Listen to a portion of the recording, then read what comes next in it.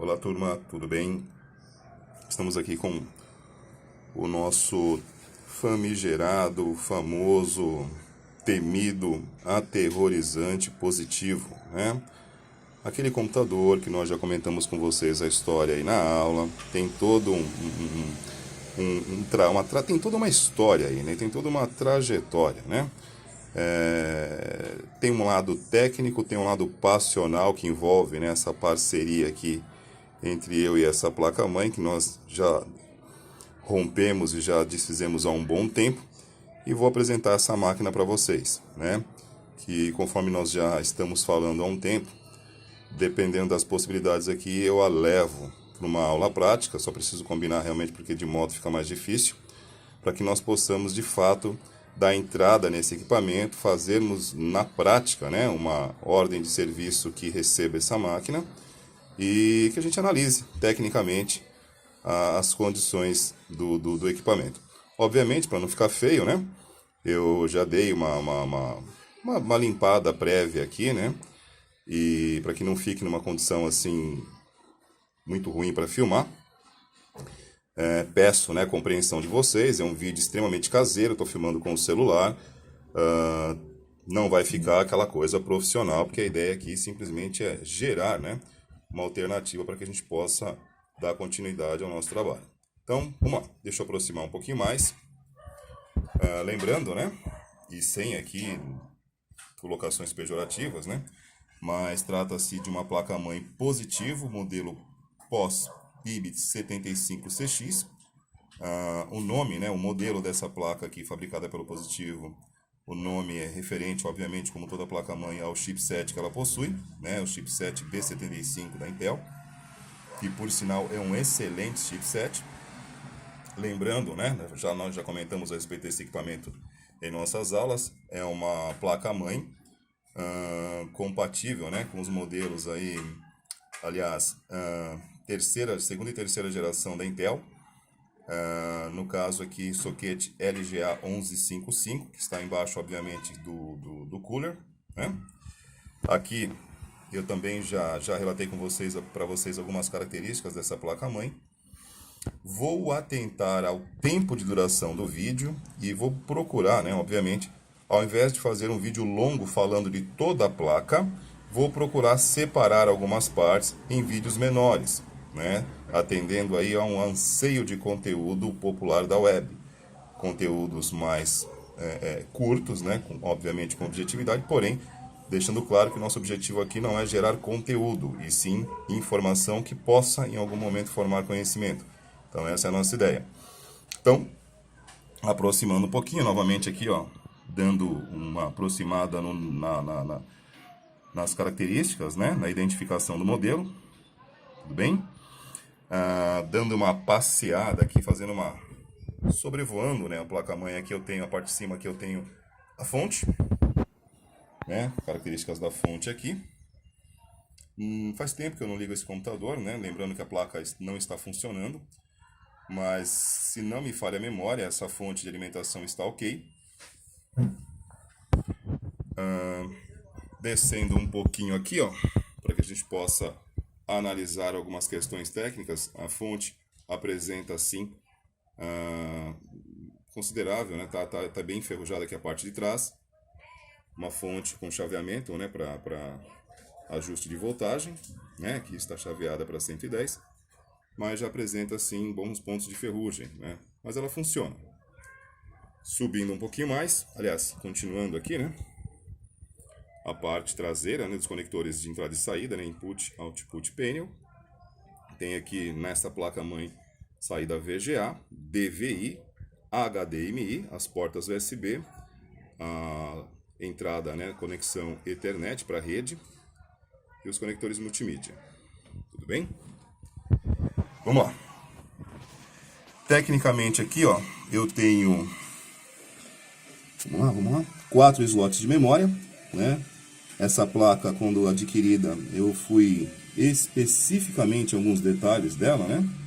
Eu fiz questão de uma placa que fosse expansível até 32 GB de memória RAM, né? Lembrando, tecnologia DDR3, padrão DDR3. pouquinho mais aqui, ó, algumas características importantes dessa placa. Vamos lá. O B75, né? Fica aqui embaixo desse dissipador, que é o chipset da placa-mãe, como disse. Embora eu não tenha sido feliz com essa placa-mãe, tecnicamente, repito, tecnicamente não há nenhuma característica que a desabone, muito pelo contrário, eu fui em busca de uma placa com essa configuração, com essa possibilidade aqui, e o custo-benefício que eu encontrei nesse modelo da Positivo me chamou a atenção. Porém, enfim, né, vamos parar por aqui com as colocações para que a gente não seja deselegante com a Positivo. No caso, eu tenho aqui nessa placa, eu comprei essa placa na primeira, foi logo no 2020, essa placa que nós estávamos ainda no auge aqui, no início da primeira onda da pandemia, né? E, vamos lá, eu tinha já o processador trocado há pouco tempo atrás. Descendo um pouquinho mais, uma característica importante aqui nela, ela tem o conector aqui, para que a gente possa instalar na parte frontal do gabinete, ó, portas USB 3.0. Isso lembrando aí que essa placa foi adquirida há 2 anos e meio atrás, né? 2 anos atrás, 2 anos e meio, não, foi em 2020, estamos em 2022.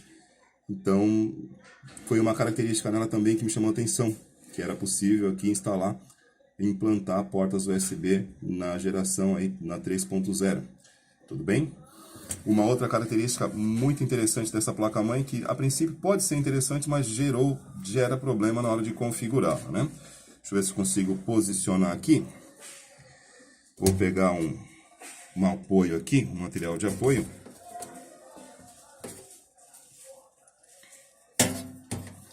Estou usando aqui o cabo do meu pincel. Aqui eu tenho os jumpers, né, utilizados para configurar a CMOS, né, aquilo que mantém funcionando, mantém armazenada as configurações do setup da BIOS, né? Aqui nós temos uma inscrição na placa-mãe, que pelo local que eu estou filmando aqui com o celular, repito, né, uma gravação aqui extremamente rudimentar.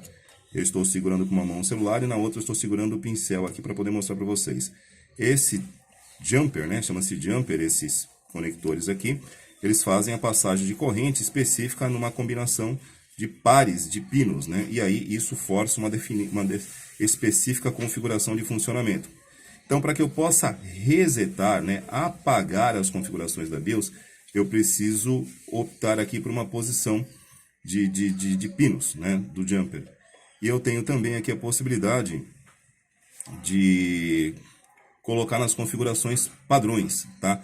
Porém, essa placa, uma placa Positivo, repito, né, de uso industrial, ela tem algumas características diferentes. Além de, né, nós temos aqui a bateria da CMOS no canto de cá. Aqui, ó, bateria da CMOS, né? Você remove aqui a bateria para poder apagar o conteúdo do setup, né? Deixa um tempo fora e modifica o posicionamento desses jumpers aqui, ó. Onde eu estou, deixa eu ajustar melhor. Ajusta aqui. E depois de quebrar a cabeça um pouquinho, né? Tive que ler isso no manual desta placa. Deste lado de cá, deixa eu posicionar um pouquinho melhor aqui. Nós encontramos uma outra característica que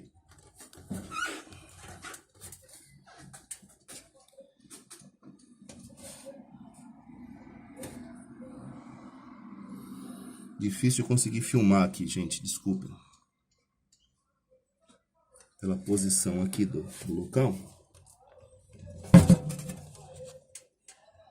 Eu vou fazer o seguinte, eu vou retirar o cabo USB para que eu possa filmar para vocês ali. Ah, melhorou. Pronto, consegui. Aqui, ó, nessa região onde eu estou com o cabo, nós temos também uma sequência de pinos, né, onde nós podemos jumpear a recuperação do arquivo de backup do setup da BIOS.